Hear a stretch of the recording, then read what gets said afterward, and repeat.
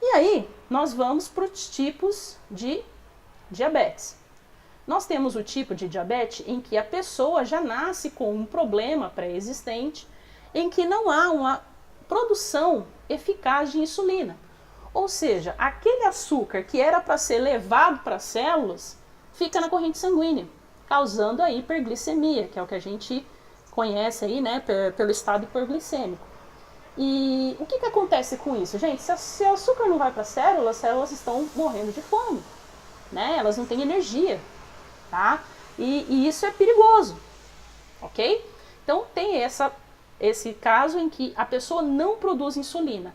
Aí o que vai acontecer? A pessoa vai precisar tomar insulina. Normalmente esse tipo de problema, a pessoa já nasce com ele. Então ele já toma insulina desde a tenra idade. Manifesta principalmente em crianças e adolescentes. O tipo 2 é o tipo mais comum. Normalmente ocorre depois dos 30 anos de idade. O seu organismo, até então, ele conseguia produzir uma quantidade de insulina suficiente para suprir a sua necessidade. Ou você aumentou a ingestão de açúcar, ou você diminuiu a absorção. E aí o que acontece? A insulina não está dando conta, né? Tem muito açúcar no sangue. E aí a gente começa a ter a tal da diabetes mellitus. O pâncreas ele não produz a quantidade de insulina suficiente para tirar aquela quantidade de açúcar que tem ali no seu organismo. E aí aqui ela fala que ela é comum em casos de família, né? Tem que tomar cuidado. Então aqui mostra, né, a insulina. E aí o que acontece? A pessoa meio que perde a sensibilidade à insulina, como vamos dizer assim, entendeu? Ela não começa a surtir tanto efeito. Então, qual que é as consequências da hiperglicemia? Todos os estudos demonstram que a insulina, por si só, ela tem um efeito vasodilatador. Ou seja, se a pessoa tem um problema na microcirculação e você não tem a quantidade de insulina suficiente para poder levar os nutrientes para aquelas células, aqueles vasos estão mais vasocontraídos do que o que necessitaria. Então você tem uma isquemia daquela região. Então o que acontece?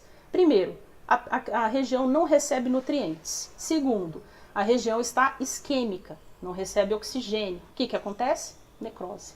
Então por isso que a gente vê normalmente que as pessoas que têm diabetes, elas perdem as extremidades, que é onde estão os vasos e as veias mais fininhos. Então é dente, cabelo, unhas principalmente. E depois a pessoa perde também, pode perder dedo, pé, num caso assim mais grave, tá?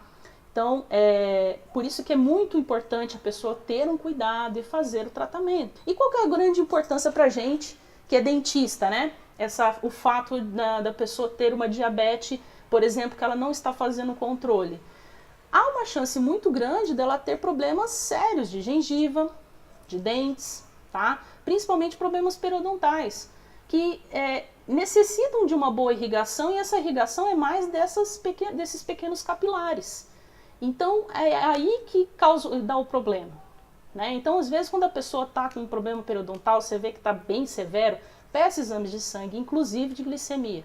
Pode ser que a diabetes esteja afetando o problema, e aí você pode fazer o tratamento que for, que você não vai conseguir resolver. Tem que ser em conjunto, você tem que trabalhar tanto a parte sistêmica quanto a parte cirúrgica, senão não vai resolver. Muito pelo contrário, vai só piorar.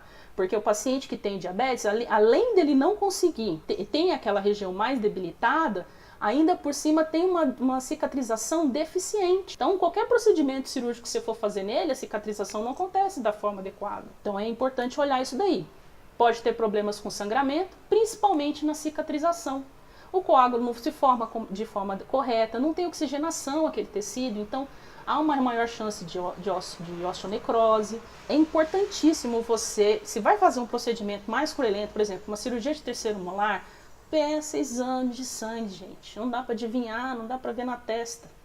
Tem que pedir, senão você corre o risco de ter esse tipo de problema. Né? Aí não cicatriza, até descobrir que é diabetes. Como é que faz?